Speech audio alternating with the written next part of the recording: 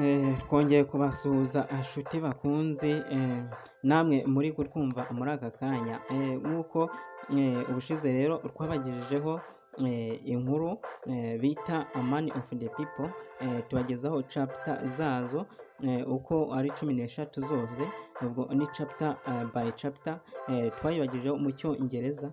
Muri aka kanya rero nimujye kure, tugiye kurebera hamwe izi chapter, tongera tuzirebe mu cyongereza, none tugaruke twumva ubusobanuro bwazo mu kinyarwanda. Keep in touch.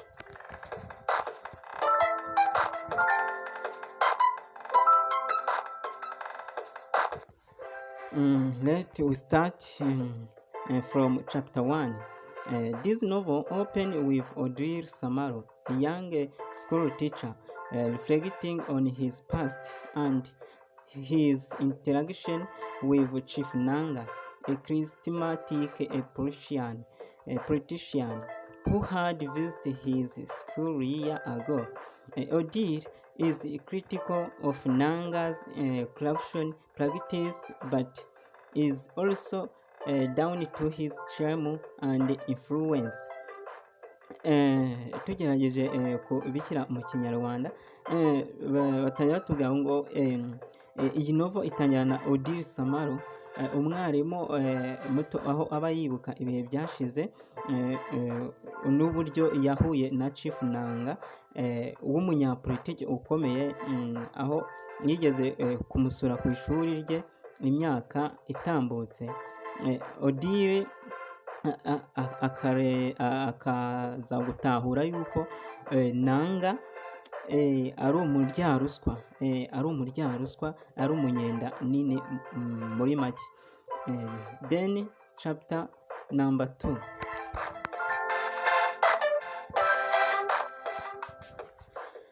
Chapter number 2, Odile explain why he chose to become a teacher, involving to autonomy it offer. He mentioned his desire to return to school, and Nanga invite him to stay in the capital, Bori, to discuss a scholarship with the Minister of Overseas Training. Tubishyize mu kinyarwanda, hano Odile asobanura impamvu y'uko yo kuba yarahisemo kuba umwarimu, akigisha ko bimuha ubwigenge. Mu by'ukuri avuga yuko kuba umwarimu, kuba yarahisemo kuba umwarimu bimuha ubwigenge, akavuga ko yifuza kuba yasubira ku ishuri. Nanga akamuhamagarira kuba bagumana nawe mu murwa cyangwa se mu mujyi wita Bori, kugira ngo baganire kuri buruse y'umunyamabanga wa minisiteri, kugira ngo baganire kuri buruse n'umunyamabanga wa minisiteri y'amashuri. Chapter 3. Chapter ya gatatu, Odile travel to Bori and stay with Nanga, who welcome him warmly. They visit Chief Nkoko. Odile ajya muri Bori, aho asangayo Nanga, akamwakira neza, aho bajya gusura na Chief Koko, the Minister of Overseas Training. But the meeting is interrupted by a misunderstanding involving poisoned coffee. Then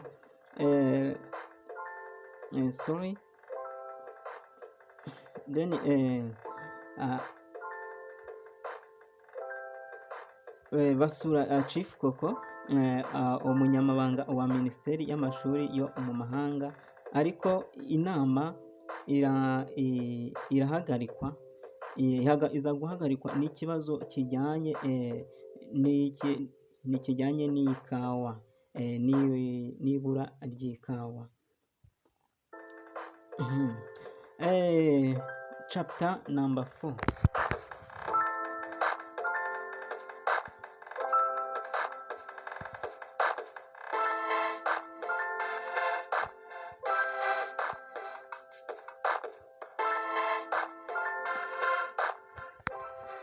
Chapter number 4, Odirin that Mr. Nanga and the children will leave Bori, which pleased him as he planned to entertain a friend named Elise.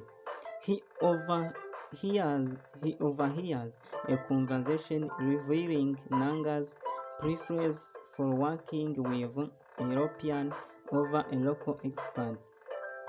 Hano Odile amenya ko madamu Nanga n'abana Nanga na madamu we n'abana bazava muri Bori, bikamushimisha kuko abateganya kwakira inshuti ye yitwa Elise. Ubwo yumva ikiganiro kigaragaza ko Nanga akunda gukorana n'abanyaburayi kurusha abanyamahanga bo mu gihugu. Chapter number 5.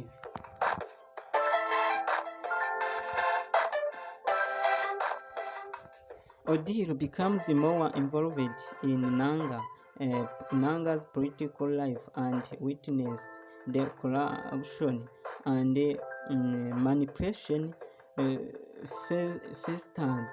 He begins to see the extent of Nanga's influence and the moral compromise involved in politics. Odile arushaho kwinjira mu buzima bwa politiki bwa Nanga, akabona ruswa n'uburiganya, akahita abona ruswa n'uburiganya bya ako kanya.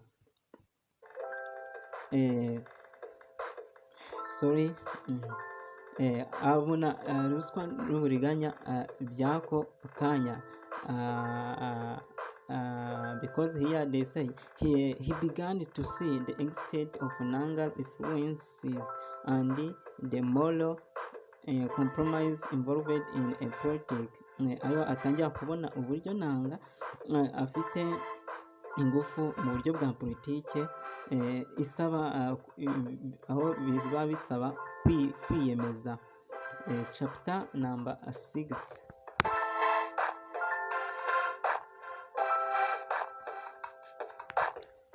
Odile's disillusionment grows as he sees the impact of Nanga's action on the people.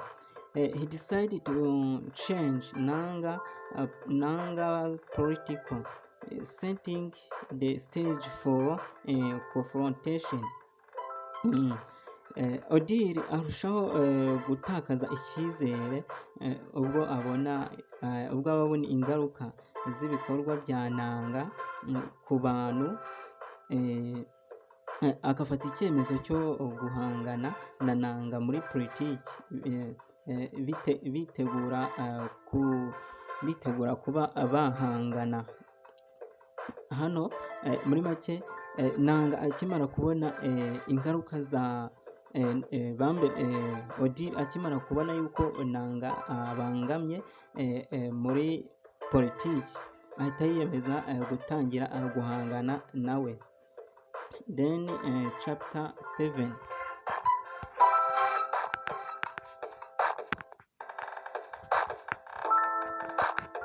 Odile is surprised by Chief Nanga's popularity at a book exhibition, despite his lack of literacy knowledge. Odile witnessed Nanga bribing a newspaper editor to prevent a critical articles from being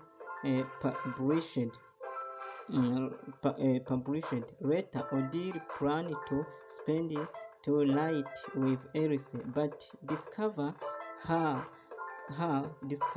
with Nanga, which deeply disappoints him. Odile atangazwa n'ubwamamare bwa Nanga, n'ubwamamare bwa Chief Nanga, imurikagurisha ry'ibitabo, nubwo aba afite ubumenyi mu buvanganzo. Odile abona nanga aha umwanditsi w'ikinyamakuru. Odile aza kubona nanga ari guha umwanditsi w'ikinyamakuru ruswa ngo kugira ngo atandika inkuru imunenga. Nyuma Odile ateganya kuba yararana na Elise, ariko agasanga ari kumwe na nanga, bikamubabaza cyane. Then chapter 8.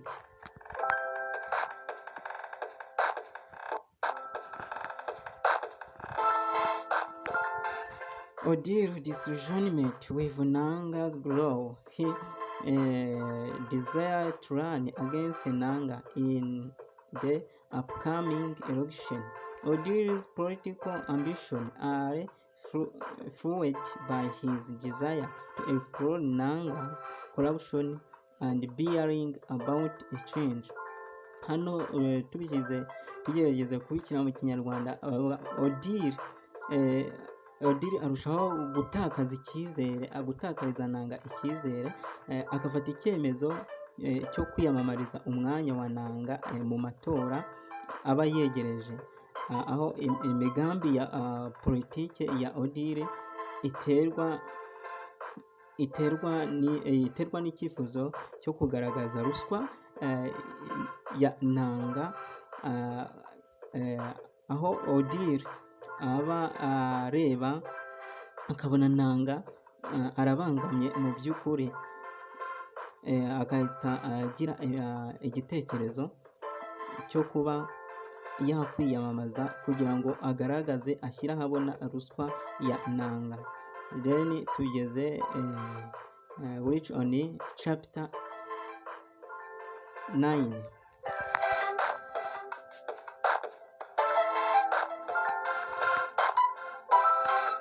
Odile started his campaign and faces various challenges, including threats and imitation from Nanga's supporters. Despite these obstacles, he remained determined to fight against the corruption he sees. In Kinyarwanda, Odile atangira kwiyamamaza, agahura n'ibibazo bigiye bitandukanye, birimo nko kuba yaterwa ubwoba n'abaterabwoba nanga aba yashyizeho kugira ngo babe bamutera ubwoba, agire ubwoba bwo kwiyamamaza. Nubwo ariko ahura n'ibyo bibazo, akomeza kwiyemeza kurwanya ruswa ababona na nanga. Then chapter number 10.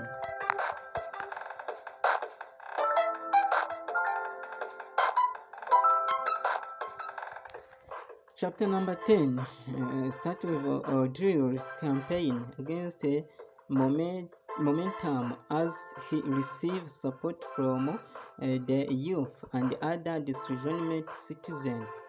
He became a symbol of hope for those who are tired of the corruption political system.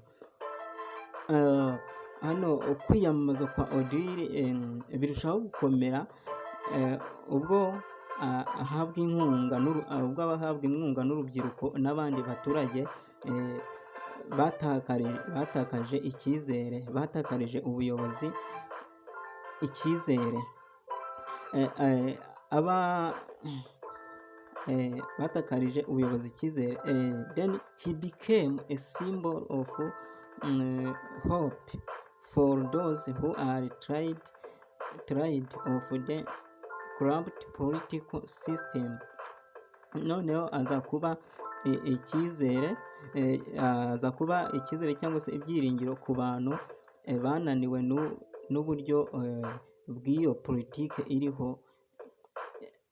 Hano abaturage baba bamufite icyizere cy'uko wenda iyo politike iriho ashobora kujyaho, wenda iyo politike iriho ya nanga ikavanwaho kuko iba yarabashegeshe. Then chapter 11.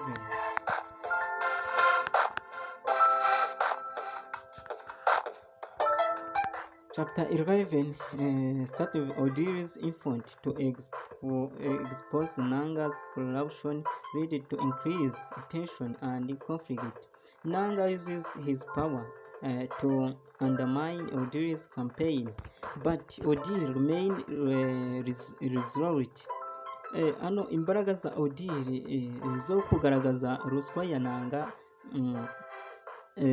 zikomeza guteza umwuka mubi n'amakimbirane. Then Nanga agakoresha ububasha bwe kugira ngo asenye ibikorwa bya Odiri, cyangwa se kugira ngo ace intege Odiri areke kwiyamamaza. Then chapter 12.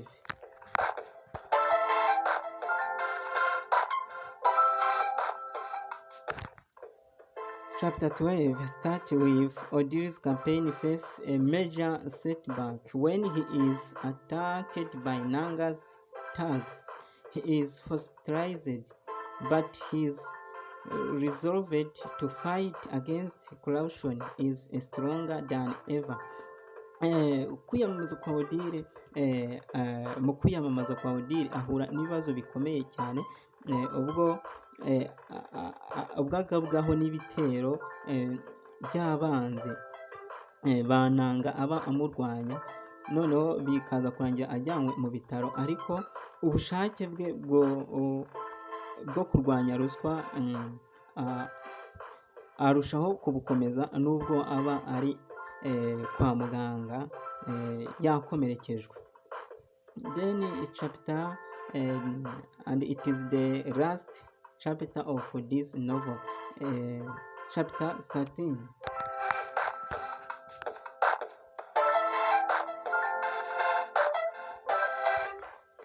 Chapter ya 13 dutangirana despite the attack, Odiri continues his campaign. However, Nanga has prevent him from formally registering his candidacy. Odiri misses the election while recovering in the hospital, but his efforts inspire others to continue the fight against corruption. Let's repeat it in order to understand it well. Despite the attack, Odiri continued this campaign. However, Nanga tax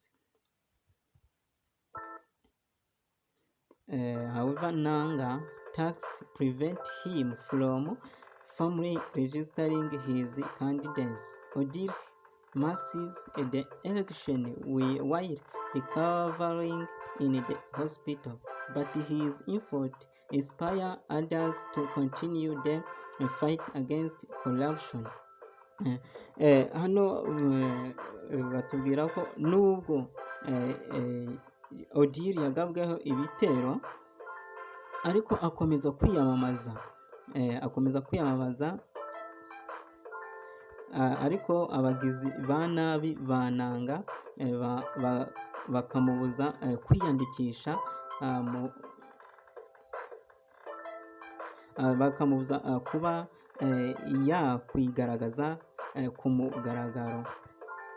Muri make bamubuza amahoro nubwo aba akomeze umurava wo kurwanya ruswa. Odiri akomeza kurwarira mu bitaro, ariko ibikorwa bye bitera abandi ishema, bikabatera umurava wo kugomeza kurwanya ruswa. Mu by'ukuri rero inshuti zacu, inshuti bavandimwe, ngayo nguko uko inkuru irangira. Ubutaha tuzabagezaho character and characterization, tubibutsa kujya mukora subscribe, like, share and comment kugira ngo tujye turushaho kubana mu biganiro bigiye bitandukanye. Ahasigaye Imana ikomeze kubatiza ubuzima buguma. Cawu cawu.